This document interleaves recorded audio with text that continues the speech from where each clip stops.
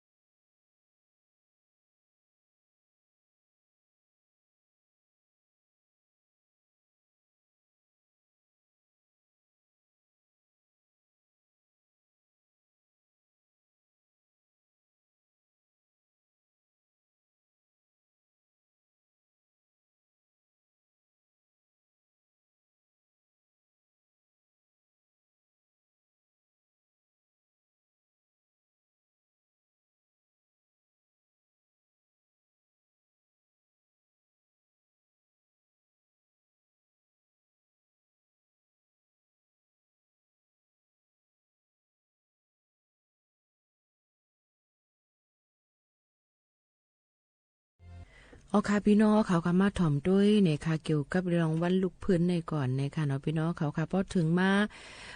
วันที่21เดือนเมษนั่นค่ะน่ะอยู่เดือนในก็เขามาในเดือนเมษเที่ยงยาวค่ะเนาะป้อนนับแต่เอาการลูกพื้นผู้ป่นเปลี่ยนควักเมืองอันเป็นเขตของใต้เจมเมื่อปี1เห็นเก่าปะ58เดือนเมษ21วันมานั่นต่อถึงวันเมื่อในก็ครบ65ปีเต็มในวันที่21เดือนเมษในค่ะพี่น้องเขาค่ะก็ตั้งเป็นมาการลูกพื้นอันเอ็นแห้งตาตึกลืบหอ8ผู้ป่นเปลี่ยนควักเมืองเสปกตั้งขึ้นเมืองก้อนขอในแลในแต่เอาวันนั่นถึงวันไหนเรียบอ่ำมีลองคืบหน้าแปลกเปิงสั่งมากาหือหรือเสผ่านป่นกว่าวันเลือนปีปานเยาปานป่นกว่าลายจุบลายเสี้ยนเยาก็ปอมาเลือกใส่เก็บเอาน้ำต้นพรหลีมันเนี่ยจึงเตเลยว่าจือการลูกพื้นนั่นไปหายกุ้ยกาว่าลองใหญ่ยิงเตอขึ้นไปหันมีสังเตเตพุทธเมียนมาตาเจอจัดในค่ะการลูกพื้นใต้ใน65ปีในตั้งล่มลูกขุบการแลป้าเอาก้นเมืองตุกไข่หยับคันเจอก็อึบอยากหับนักป้ากูลองกูอันการงานล่มแล้วเนี่ยค่ะเสียมเจ้าในก็มีมาในนั่นขนาดน้อนอาหอโตขึ้นเจ้าในก็หยับคันเจออยู่ในเมืองใต้หรือเสปีน้องจอยกันอ่ำไรเจอคือจอยแถมอันอ่ำไรเจอจัดก็จอยเกตเคปันอ่ำไรลงปองจึงก็อ่ำเกตเคปันสังไรอ่ำหัวเพอเป็นลงปองจึงไปยังมีเพเต็มจอดข้างพี่น้องเขาจะพิษเปิงกันถูกจุ่มยิบกองกลางเขาจุ่มเก็บขวัญเขากูจุ่มจะไหนไกวไปป้อมังเจอถูกทางเทิมไตทางเทิมเนื้อตีมัดป้อทุบทัดถามหาจึงจะไหนถึงที่เอาตายเป็นอะไรก็มีมาตั้งนำตั้งหลายค่ะพี่น้องเขาค่ะมือเงาไล่แหลกลายใส่งายเปลี่ยนไปใจก้นก็เปลี่ยนไปการอยู่มุกเศร้าในเถินในคือมายาวนานหึงถึงมาวันเมื่อไหนมีตื้อตั้งเมื่อเลยมาเป็นคุณอ่อนมีอำนาจจุกอยู่เนื้อกองเงินกองคำยืนอยู่เนื้อกองไม่ซักนั่งอยู่เนื้อปั่นหลังไม่ซักอ่อนก้อยแต่ก็ไปกึ่งตั้งน้ำเลือดน้ำยางน้ำเลือดน้ำยางน้ำตาก้นเมืองอันไหลย่อยย้ำ2แก้มอันเหิดอำแหงอำไว้ได้เข้าตั้ง60ปีมาในตีปล่อยห่างปล่อยตัวกึดยึดหมายมักปักเอาเหรียญเพราะว่าจัดปานชุด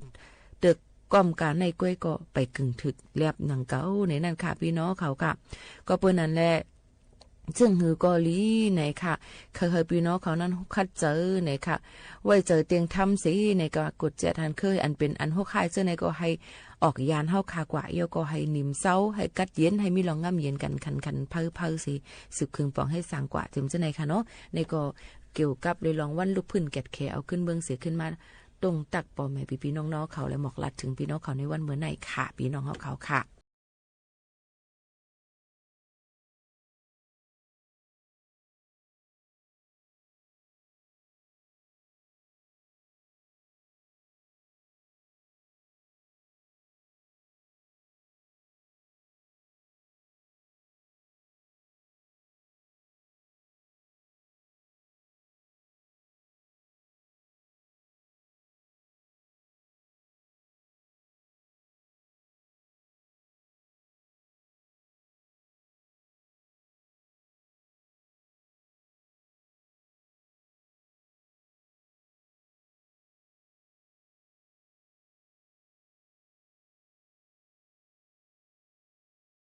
ตั้งสติเอาในวัดกล่าวเขาว่าเนาะ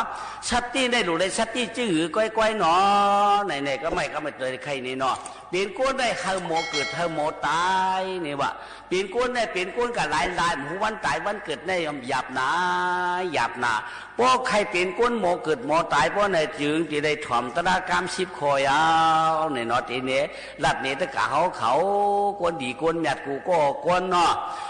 ปุกฐานกสติได้เป็นข้อ1ธรรมานกสติข้อ2สังฆานกสติข้อ3ศีลานกสติข้อ4เนาะจากการนกสติข้อ5เทวตานกสติข้อ6อุปัฏฐมานกสติข้อ7มรณานกสติข้อ5ข้อ8กายคถานกสติข้อ9อานาปานานกสติข้อ10ฮัดเดกาสิบขอได้เพราะว่าเขามีสติเด้งามๆถ่อมเอาต้องเอาเต้เขามีตั้งจิตตั้งคองเขามีลองตั้งพิษสังบนไหนเต้มันก็จะคอชั้นฉายเอาว่าไม่ก็ได้สติมากใครเนปุกฐานนกสติอ่อนตั้งรู้ก่อนว่าเต้ว่าอะไรก็ให้กับมันเวียหยับเนาะมันเวียหยับตาตีสติมันชูเอาได้เชียงเนาะได้โจแก็บโจกำในปุกฐานนกสติปุกฐานได้เป็นเจ้าพลาเนาะสติเนี่ยเขาดูได้สติจอมเกวางกลางวงมันดังหือช้ำป้อมพิษควางนั่นเหนียวเนี่ยว่า เฮาเป็นกวนเฮาเยก็เยเฮือนเยกวนมีกวนโผมบะมันมีเข่งพระลาวรู้ว่าเป็นกวนปุกท่านกสติเนี่ยเนาะเฮาเป็นกวนเนี่ยเฮาโกไก่เจ้าพระลาเขาโกไก่เจ้าพระลาก็ในป้อมมีตั้งเซตตี้น่ะมันก็เอาลงเอาลืมกว่าเนี่ยวะก็ในว่าจีเปียดมันหนัวเปียดไก่ย่าเปียดท้องซ้ำจางมีน่ะตั้งเตื้อเครือตีนพระเป็นเจ้าไหนเนาะก็ในตั้งเตื้อเครือตีนพระเป็นเจ้ามีชื่อไหนก็ในพวกก้อยกับเมืองเป็นสงเจ้าพระเนาะว่าเมืองสงเจ้าพระอ่อนเนาะก้อยกับพวกมีตั้งสติที่ดีอยู่นี่ว่าก้อยกับตั้งสติเนี่ยอย่าปีดงปีลืมเมกำนาเนี่ยกวนโกไก่เจ้าพระเขากูก็กูกวนเนี่ยเนาะแต่เขาต้องไว้ดีๆเนาะกูไก่เจ้าพระได้เขาได้มีตั้งสติเนี่ยจื่อละเขามีเจ้าพระหอยคอเจ้าพระได้หอยคอย่อเขาไก่กัดเย็นแคมป์ขาวใครตัวเพชรล้วนด่านเท่าดอกหอยคอย่อก้อยกับพวกมีตั้งถาป้อมมีตั้งนู่สติได้ว่าจริงเตียนเจ้าพระรามดีเลยกานั้นเขาสัมปากะเตียนเจ้าพระรามพิงหลุมเลยแผวนั้นเขาสัมปามันแผวเตียนเขาที่เจ้าพระรามหลุมเลยวัดนั้นเขาสัมปากว่าวัดว่าไหนเขามีปุกฐานลูกสตินั่นมันใกล้เป็นอาเปียดในวันเนาะกายาอาเปียดในวันเตียนเป็นกายาอาเปียดนี่ก็เลยล่ะคำไหนเขาว่าป้าเจ้าพระราเขากินเหล้าก็ไม่เนาะป้าเจ้าพระรากากินเหล้าถังเตี๋ยเมาอารมณ์เมาโทนเขานั่นเนาะเจ้าพระราช้ำอยู่ไกลคอเขาช้ำกับวังเราปลาป้าพระเป็นเจ้ากวายล่ะเนาะอันนั้นมันจะเป็นอาเปียดกายาอาเปียดนั่นอย่าพ่อมีตาปุกฐานุสติหรือเช่นนั้นกล้าจำป้าเจ้าพระรานอนดุยกันก็ไม่เห็นมั้ยหวังให้องดาวใจหืออันนั้นก็เจ้าพระรามถึกดีเผียวรู้นั่นช้ำป้ากาเผียวแล้วหือปุกฐานกสติเขานั่นเมาเดียวไปเดียวหือมาปอกสัมปากาขี้ไก่เยี่ยวในห้องน้ำห้องโซโปจดโปเจเขาสัมปาใครรวดเพจีเจ้าพระรามหลุดเลยกวาดเขาสัมป้ากวาดที่นั่นเขามีปุกฐานกสติในวันเนาะถ้าเขาถ่อมดีๆใจเอา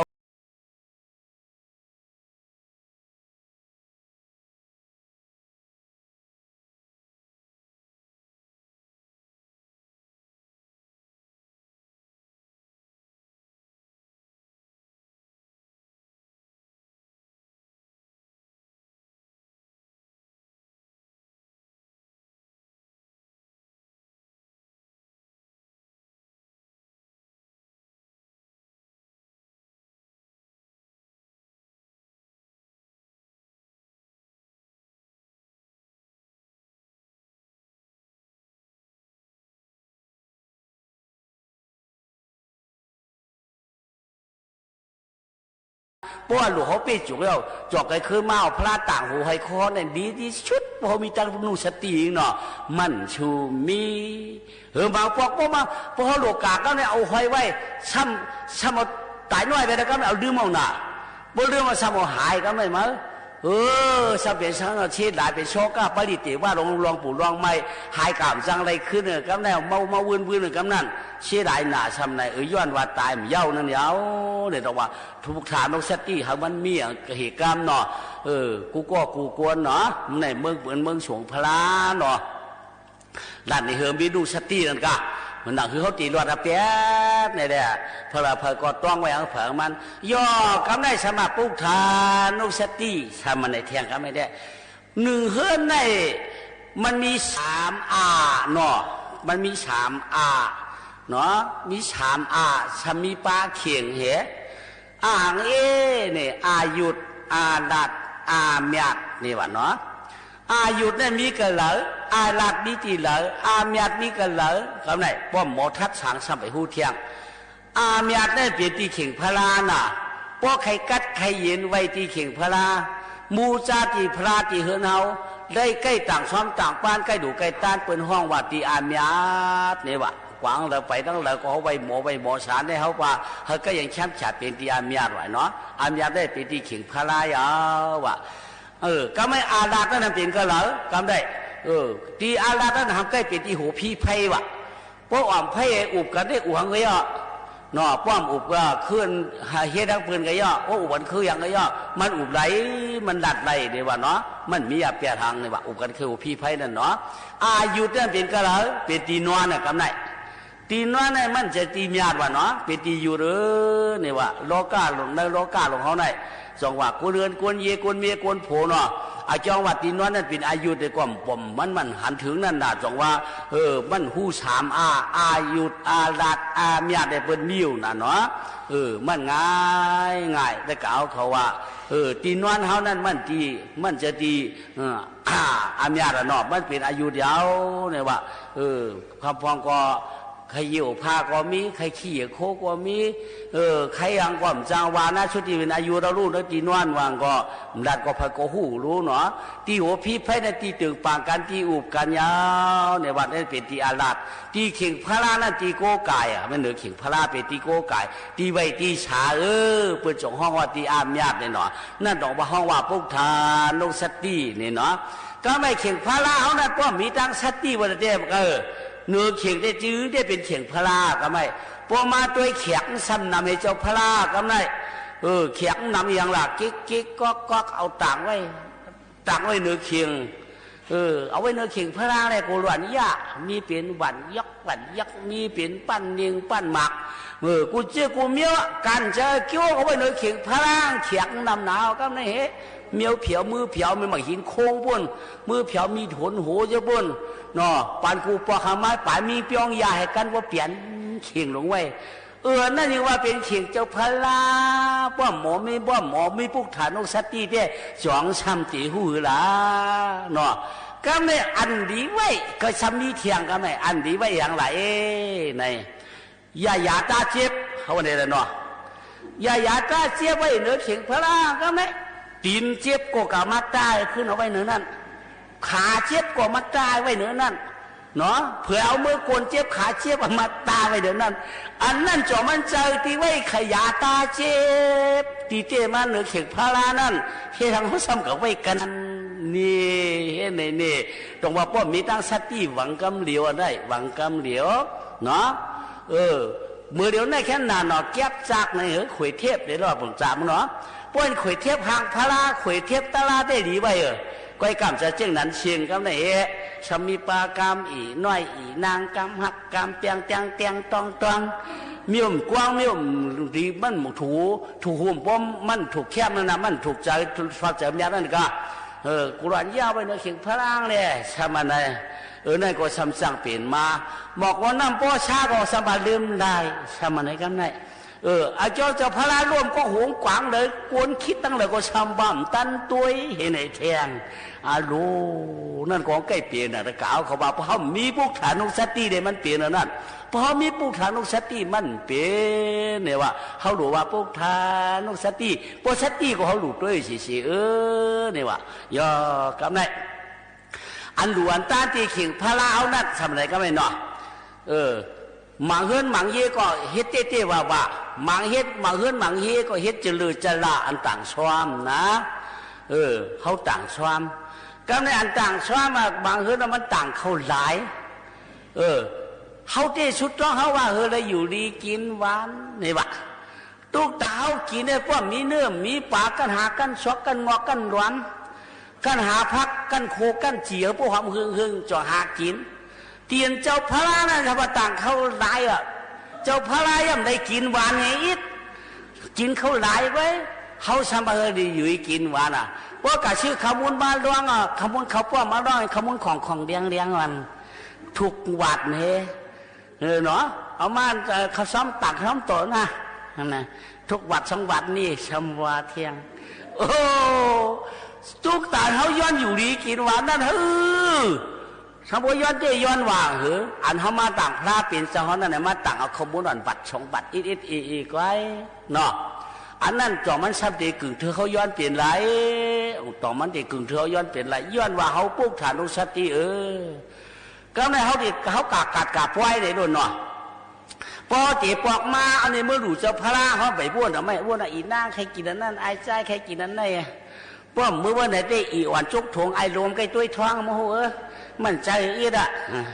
หรือชื่อมือปั่นเขามุนเขาป้องไม่ได้เมียวหนาป้อมอะไรย่ำจากผัดมาเนาะ มาเลี้ยงลูกเลี้ยงหลานเฮานั่นแหละสัมป้อมลืมไหลอันเตียนเฮาก็เจอข้อช้ำฉาเลยชุกข้าช้ำฉาตั้งตั้งยีนั่นอันเกตเขเฮเพียวนั่นเฮาซ้ำเอาลืมเปียดเนาะอันนั้นยาวพอเขารวมเล่าสีเขาจังขึ้นเยอะเมื่อสูงเขากัดข้อช้ำฉาเนาะแต่กะเขาเจนจ้าด้วยละเฮือนอันเข่งพารามันหกยอมหยอกนั่นว่าไหนเจ้เฮ็ดโตกว่ามันก็เดี๋ยวละอยู่กว่าป้อฉากว่าก้อมป้อเปียวก็เดี๋ยวเนาะ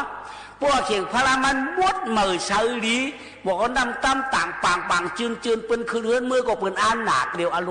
มณ์เขาได้เฮ็ดดีเต้ดงนี่บอกว่าน้ำตั้มต่างเขาปางเฉยมดใส่ไว้ยากจ้าเต้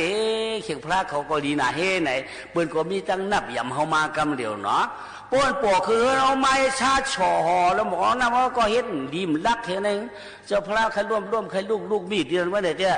ปืนก้อนป้นนับยำเขาเขาเปลี่ยนตั้งเปลี่ยนก็นานแค้นเนาะเขาเปลี่ยนการเปลี่ยนก็นานแค้นเกียนเกียนหายแต้มหายตายแต้มตายใกล้ขำหึงเดี๋ยวนั้นย้อนว่าอันเขาโก้ไก่หึงเฮี้ยอันเขานั่นเขาเฮ็ดเต้เลยมันสองจังเปลี่ยนไม้มาพอเขาต่างซ้อมเจ้าพระต่างกลางเหนือพอถึงกลางคำพอขึ้นขอบกลางเหนือเขาเผื่อกะหาต่างเที่ยงเขาพอยังคิดเนี่ย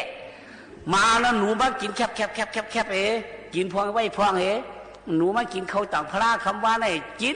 ของห้อมจูนเด้อเนาะหนูมาให้แขกเจ้าพระเขาย่องอันนั้นย้อนหางหลายย้อนปุกทานกสัตตีเนี่ยเขามีนั่นน่ะ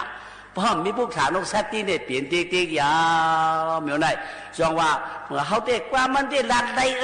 เธอก็สอนอะไรอาทิตย์เปียเพราะมันคู่ดีๆเพราะในเต้ตาเต้ยุ่มย้ำนับถือนั่นมันชูมีนั่นน่ะต้องว่าปุกทานกสัตตีเนี่ย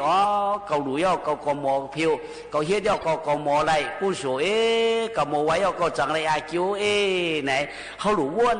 เนื้อเข่งพลาวหนังดีเข้มแดบดีนิ่มดีเมี่ยมดีไว้นั่นเขาอย่าไปไว้เนี่ยพอเขาไว้เนี่ยไว้เนื้อเข่งพลาเอาสังไว้ก็ย่อไว้ดอกันหมดไว้พลาเนี่ยไว้ป้านมีเนื้อเชียงมันกึดเผามันกึดเหี่ยงเอาเนื้อนั่นมันไว้เชียงเตรียมก็แก๊กไม่หินโค้งไม่หินข้างมีหูมีท่านะมังจะป้วนวันจอกมึงจริงแค่หนาปลายมีมันเหี้ยวมันมีขึ้นมุนเขาจดเจียนไว้บ้าพันโมดหล่อเป็นเจ้าพลาทั้งเสียงเอาละนั่นต้องว่าป้อมมีพวกฐานโรซัตตี้เนี่ยไม่ล้อกันในวันน่ะมังปอกว่าเขากะไม่มาบ่เนี่ยว่าพวกเราเชื่อไว้ไม่เข่งพลามาพวกลักบอกเขาต่างไว้เนื้อเข่งพลานั่นเป็นตีไว้โค้ไว้ยาวนั่นหนังมันเปลี่ยนนั่นได้เป็นของว่าชัตตี้อันว่านั่นยาวตะกายยิงใจที่นายชอกเตะกำชินาพินเปียเขาเนาะเอาในกาวันตาเมื่อนะเฮือนพลาเพอเชียมบ้าหนังได้มันมดเหมือเฉลีชวนดุกชวนลานพ้องเฮาหมก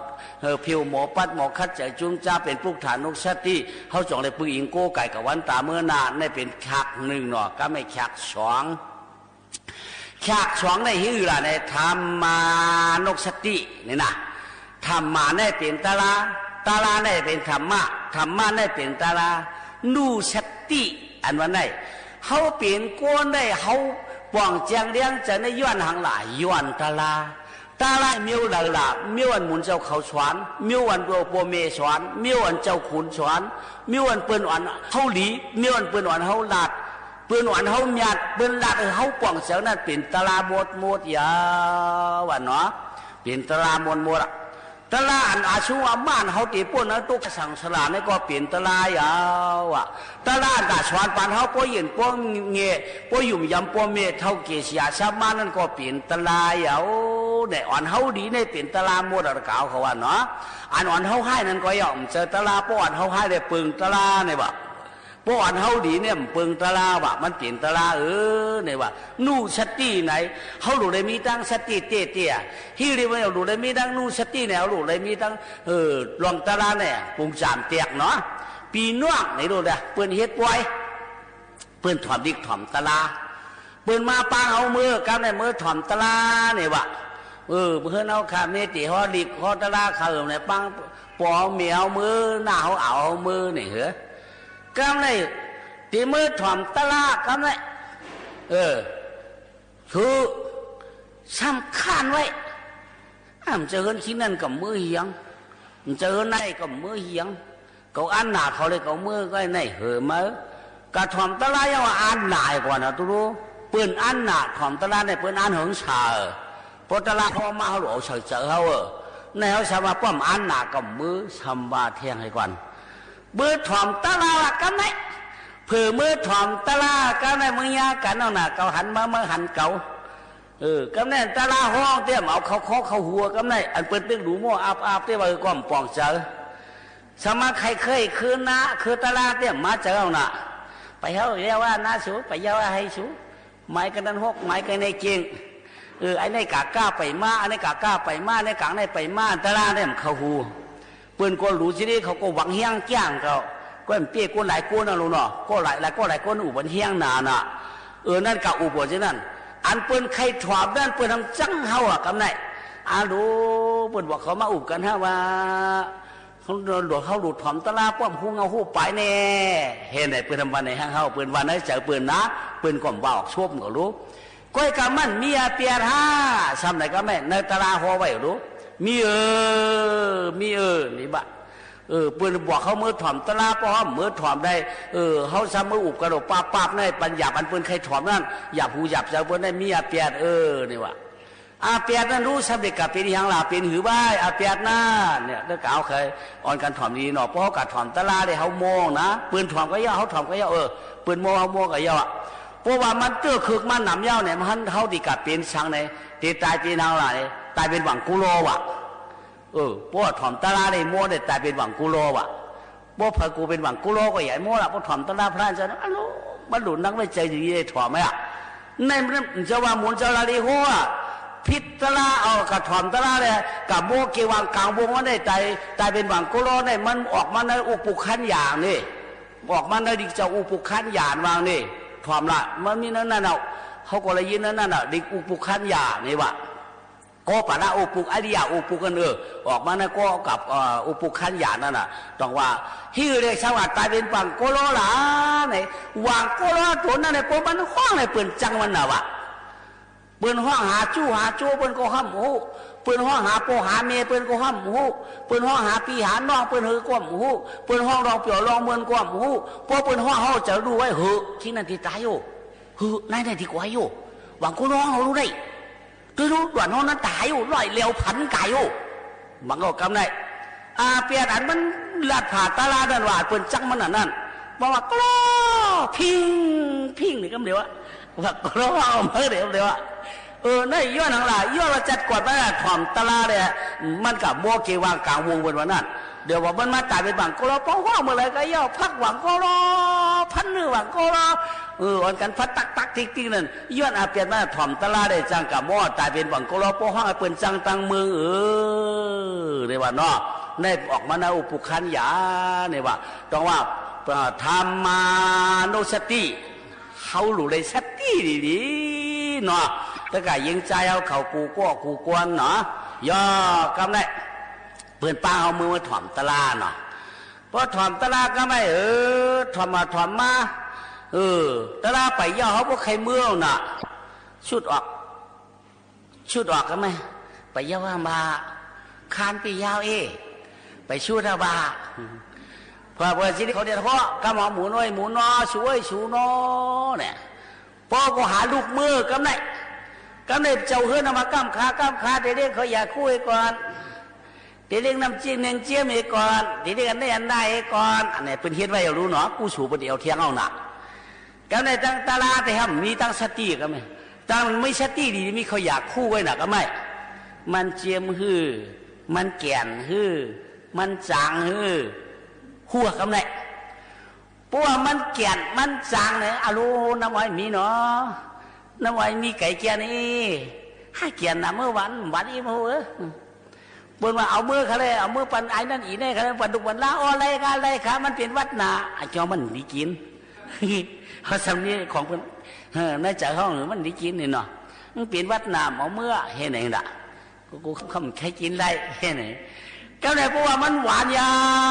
วก้อยกินก้อยดีกินไม่ต้องถูดินหมักเป้าใช่ไหมในของสับเจียมดีก็อยู่ก้อยเจียนจ้ามีงานเสียตันในของไอ้ใจใครกินอะไรอีนั่งให้กินเชี่ยวค่ะขย้อนมือห่อเขารู้คำนี้ว่าเมื่อมีหลอนตัวหลอนมือพูกชำว่าคำนี้ ทำย้อนมือกำได้เพื่อนก็มีกันแล้วเขาเขก็ปันเฮาก็อย่างเนาะเขาย้อนเอารู้บ่มันเชียงไงบ้องเชียงเชียงเอาใครเอาเนี่ยโอ้เนาะทันเทียมือปันล้วนทำอะไรเผื่อมาอุบกันนอหนักก็มันตะลาหัวเขาซับหัวอันต้องให้เขาอยากคู่กันไม่เขาอยากคู่คนที่หวานแก้มมาย้อนมามีวะนี่เอาหน่ะยาวเราเขาอยากคู่เขาแน่นอนดีกี่นี่นะทำอะไรก็มีนะเพราะมันดีกี่เนาะก็นั่นเขาแซวกันนี้ตาหน้าเป็นก็ก็ไม่ทำมาโนสติเขาทำวัวเนาะเนาะอารมณ์มีทั้งสติเลยถ่อมตะลาพอมาตัวมาจากเขานั่นเขาพวกเป็นกู้ชูนั่นมันมีนั่นนะจองว่าเขาว่าทำมาโนสติมีในวัดกาเขาเนาะพอมีจิตนายในกระถ่อมตะลาในปืนห่วงมาเขา3คอเขาต้องคองกอหลี10คอต้องคองกอหลีเขาเปลี่ยนทำมาโนสติก็มาต้องเฮคอก็พอหมอไว้หมอชาก็กู้สู่เขาไรเนี่ยเนาะเขาบอกไว้หมอชาก็กู้สู่เขาไรก็ไม่ตลาดสุดก็ยังหมอไว้เอาสุดมาเมื่อเนี่ยก็มีอันนั้นมันเปลี่ยนหากว่าเป็นกู้สู่พวกกูได้ถ่อมตลาดของตามมดตั้งสิ่งต้องว่าทำมาโนสติเนาะเปิ้นหัวมือละเสียมบาปเพราะกัดถ่อมตลาดได้ไว้จะจืนเฉยถูกหลวหลูถูกร้องเขาร้องถูกป้องเขาป้องถูกวางเขาวางเนาะถูกเหตุการณ์กู้สู่เขาเป็นกู้สู่อังเผิงมันเนี่ยเนาะห้องว่าธรรมานุสตินี่นะได้เป็นช่องคอเนาะก็ไม่ชับในช่องคอยะอธิเปลี่ยนได้